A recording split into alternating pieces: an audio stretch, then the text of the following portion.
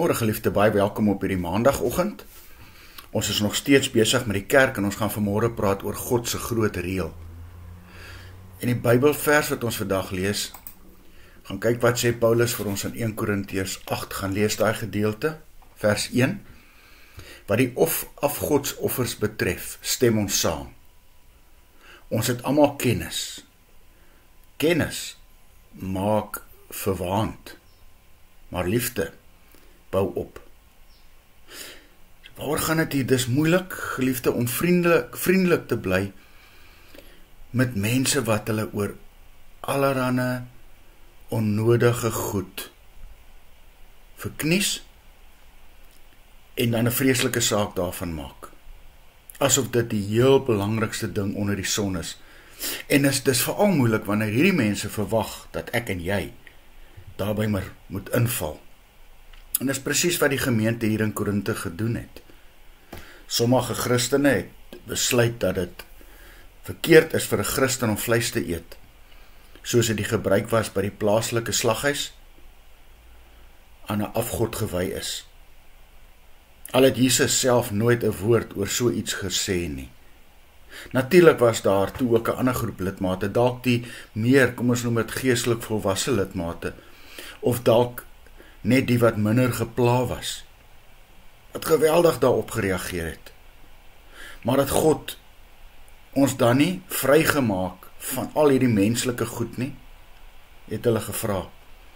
En hulle was tog heeltemal reg, maar Paulus prys hulle nie oor hulle suiwer teologie nie. Hy raas met hulle oor hulle liefdeloosheid waarmee hulle hierdie saak hanteer het. En nou kom die waarskuwing, moenie dat jou groter kennis van die woord en die wil van God jou verwaand maak nie. Nee, sê hy, bly nederig en daarom geduldig en vol liefde, want daar staan 'n kruis.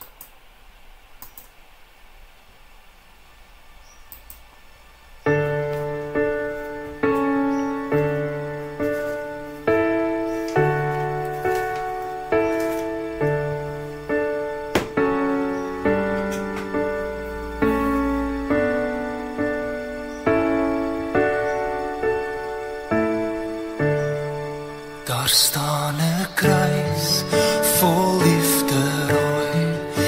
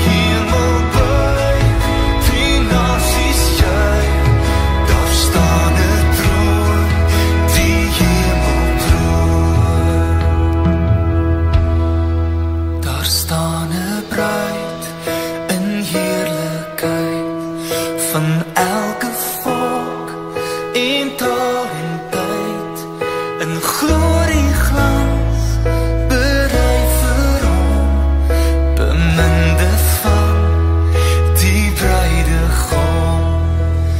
Ek is vry van en vry, U kom weer, U kom vir my, op daardie dag sal ek bly wag en leef as bruid, U liefdesbruid. En ek is vry van en vry, U kom weer, U kom vir my, op daardie dag sal ek bly wag en leef as bruid, U liefdesbruid. En leef as bruid, U liefdesbruid. Here Jesus, ons U kinders verskil oor baie dinge en dan stry ons daaroor. Vergewe ons en wys ons wat die werklike belangrike dinge vir U is. En leer ons om mekaar met geduld te hanteer. Amen. Mag jy saam met my 'n wonderlike dag hê.